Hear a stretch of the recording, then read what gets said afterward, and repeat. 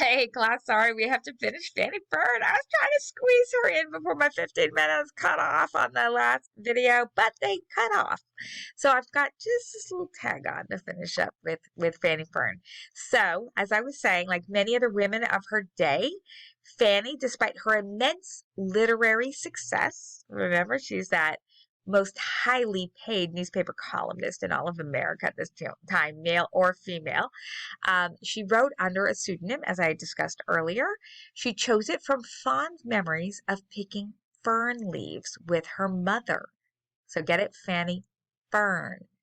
All right, but the fern also works for fern leaves, as in leaves of a page of a book, right? And what she does is she writes. So Fanny Fern, Fern Leaves. Fern Leaves is what she entitled her column, her newspaper column. Eventually, the pseudonym subsumed her real name, which means it took it over. All right. As friends and family actually started to use the name Fanny Fern for her. They referred to her as Fanny. I wonder if that happens with celebrities, when they change their names and like they're used by one name out in public and then they've got their original name. Like, does their family call them that celebrity name or their real name? Or how about their friends? I don't know. But anyway, with Fanny, in Fanny's case, they started calling her Fanny, even her friends and family.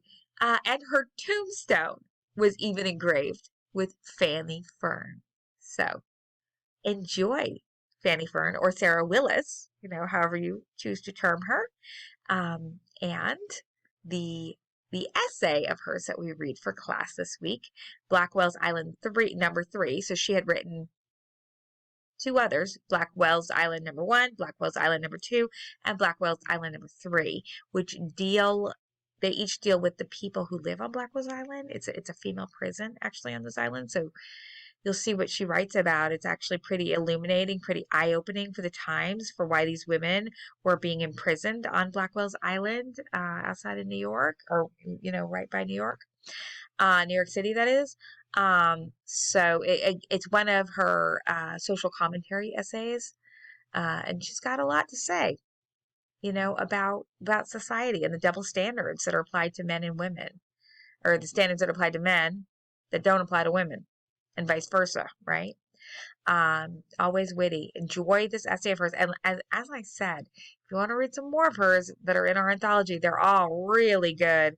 I really felt as if I connected with Fanny Fern. Maybe I'm also a cervic, right?